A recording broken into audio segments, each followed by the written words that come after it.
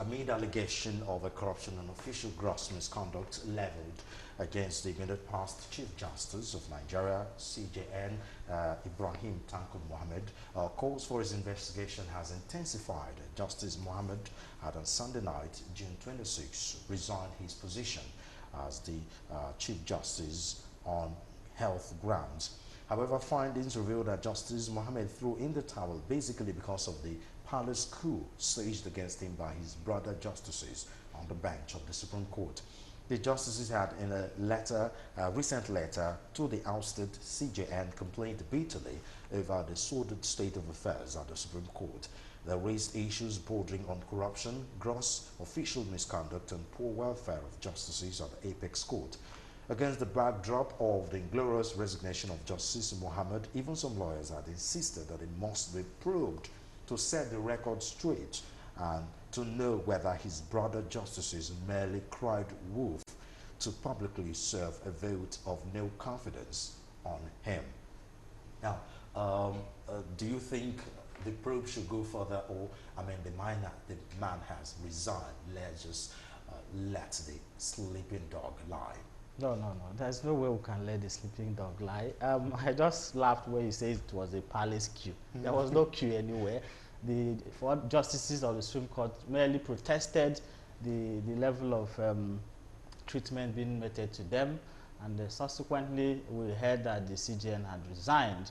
The reason given was on basis of ill health. But that does not... They do buy that. Exactly, but that does not remove the fact of the content of the petition and the need for government to probe further into those allegations. They are very weighty allegations. And for the fact that it's coming from the number one judge, chief law officer of the Federation, you know, you cannot just allow it to slide simply because it has resigned. Resignation does not exonerate someone from a criminal allegation. So it must be thoroughly investigated, and if found wanting, he must be prosecuted. You know, justice system is a very sensitive area where, as a nation, we have to be very, very careful. So we understand that circumstances through which the immediate past CJN came into you know, that position was a bit murky. And of course, we are now seeing how he also exited from that exalted position. We also consider some of the major decisions or judgments that emanated from that court while he was the CJN. You begin to ask some certain questions. So I do not think his resignation should be an alibi for him not to be prosecuted. That investigation must be done, and if found wanting, he must be prosecuted. Now, we've seen history of judges, justices being intimidated by the executive, but I don't think we've ever seen a situation where Chief Justice of Nigeria is being probed at this level of, you know, charged to court on corruption allegations. Well, I think this is about the first time we'll be hearing of a direct allegation like this. That, you know, if you look at those allegations they have made, they're quite weighty.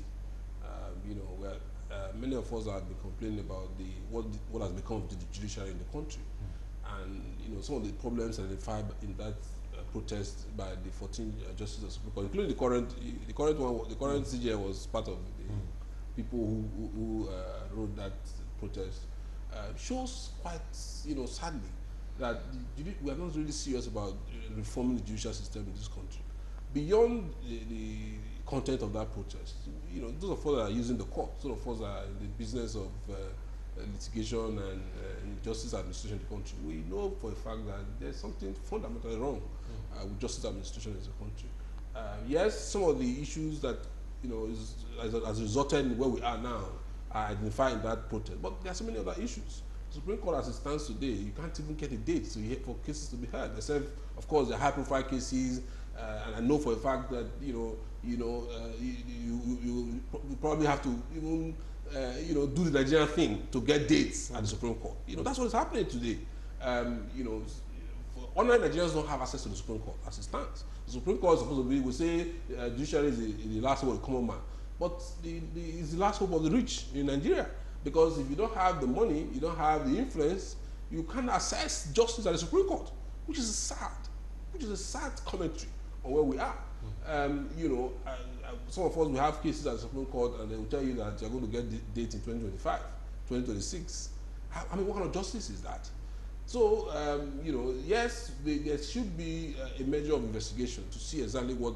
There's one point that I would like to make from the protest. They made the point that, you know, they've reviewed the rules of the Supreme Court, and which was sent to the CJN for months or over a year. He has not considered it. That is very fundamental because the current rules of the Supreme Court was made in 1985. Wow. Perhaps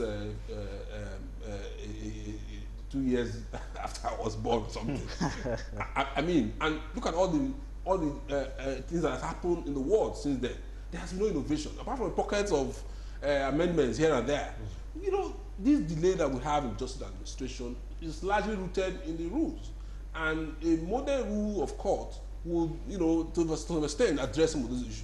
The fact that the CJN could just sleep after the rules have been reviewed and sent to him just shows that he was not capable of running or doing the job. You know, for the reason he gave for resignation, of course, I mean, for some time now, it's been obvious that the man wasn't just sick, he was grossly incompetent, to use the word, to run the Supreme Court. Because we have a CJN that you can't even listen to. How are you going to provide the leadership that you need to provide? You are the head of the National Judicial Council. How are you going to inspire the people?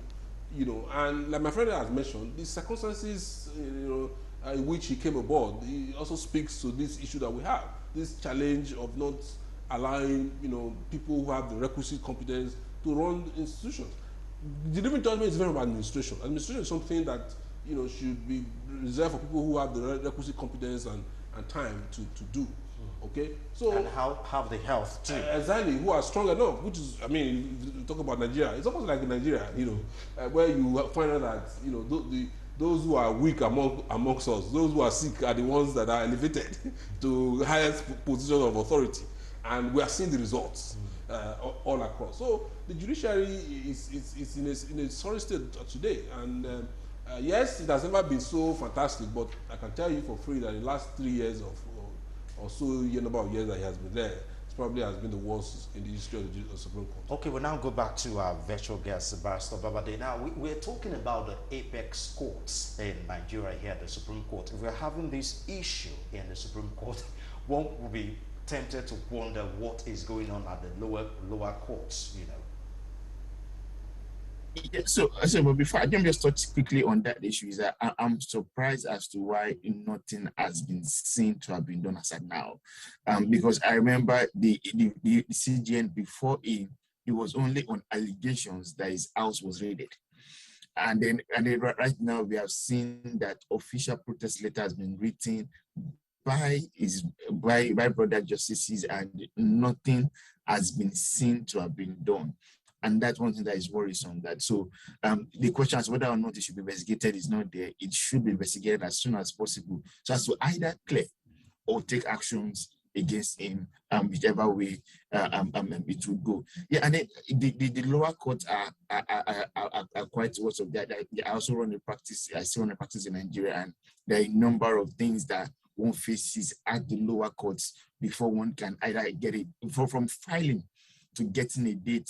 And I think one of the major points that was pointed out was that the difference between delivery of judgment and administration. I think that's one thing that we tend to mix up together by saying anyone that has spent so much years and has seen how things run can automatically become an administrator. But there are two different things. And I think we need to get to a point where you may probably have to have somebody in charge of administration, such that somebody who has that competence, who has that level of skill, competence, and the health in every sector to be able to hold those positions so that things can move as fast as they should. Now, there's been this clamor for judicial autonomy, and the clamor has been growing louder in recent months and weeks. But this now put a taint to that, don't you think? If the number one judicial officer is being, muddled in this kind of allegation, then what is the hope of judicial autonomy that everyone has been crying about?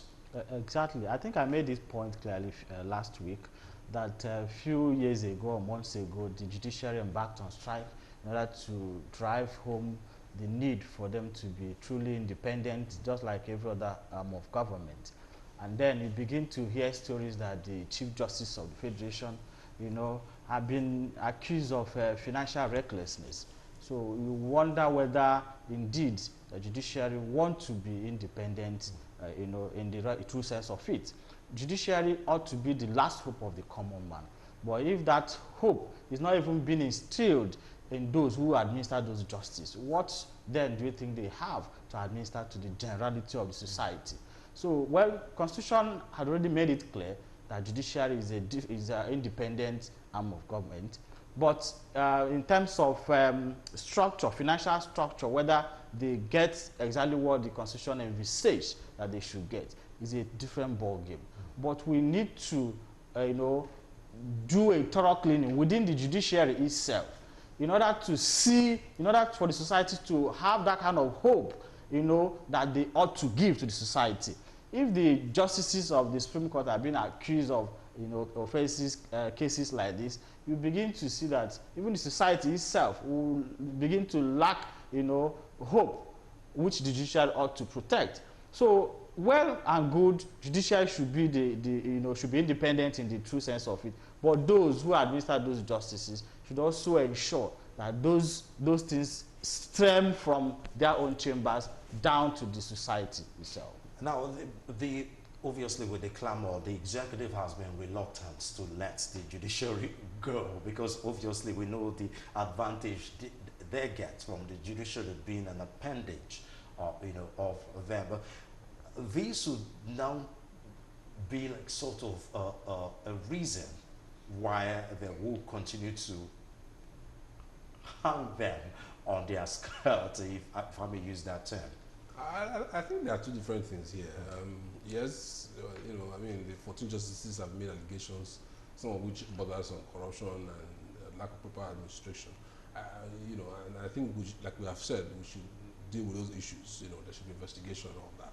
But it doesn't, put paid to the argument that there should be judicial autonomy. I think judicial autonomy is quite a different issue entirely. It's almost like saying, for example, that because there's corruption in the country, we should not be doing budgets and then for the national assembly should not be making budgets again. Or the president should not be sending budgeting proposal to the National Assembly because there's so much corruption at the federal government level. So for me, I think there are two different things. There's value in ensuring that there's judicial autonomy. But in order for us to enjoy the benefits that will come with that, we want to make sure that issues like this are dealt with, which is why the call for investigation on this particular case is really very, very important, because the judiciary must be seen to be the shining light. The judiciary, in the words of the Bible, must be seen to be the salt of the earth, must be seen to be the light of the world. And so in order for you to be the light of the world, you must be above board. You must demonstrate, restraint in spending government money. You must demonstrate that you understand the issues, because some of those issues that the 14 justices are speaking to are really very pedestrian, in my view. Even I provide those are basic. I provide Wi-Fi in my house for my children and whoever is in my house to use. So, and they are saying that they don't have access to that. How can they write proper judgments? All right, how they don't have that power? And we know what we are facing in this country with power. For example, they're talking about diesel allowance. They're talking about these are basic research things. assistance. Research assistance. These are basic things that we need to have. Our courts should be automated in such a way that you don't need to be writing like you are in the 17th century. I visited a court in Texas once when I traveled there. And I just witnessed what they were doing. You don't need to write anything. These things are automated. Everything. If you need a transcript tomorrow, you can get it. But I can tell you that there's a ruling that the judge of Lagos High Court delivered in February. I have not gotten the ruling. And I don't know why. So these are some of the issues. So yes, the judiciary must be the shining light, but let us not, on the basis of that, throw away judicial autonomy. Judicial autonomy is important because right now only political cases are being heard in our courts, yes. which is really, really bad. Only political cases are being heard at the highest courts. If you have a matter at the Court of Appeal or the Supreme Court, you might probably go to bed because it might not come up in another, maybe within a decade, you know, but the political processes are going on because these people they can oil the wheel of the system. And so we shouldn't throw away judicial autonomy, but we should insist that our judges must live above board. We should insist that when issues like this come up, there should be proper investigation, and whoever is found wanting should be dealt with quite clearly in accordance with the law. And of course, we have a new acting CJN, Olukayode Ariwola. One hopes that he will at least take a look at some of these issues. Yes.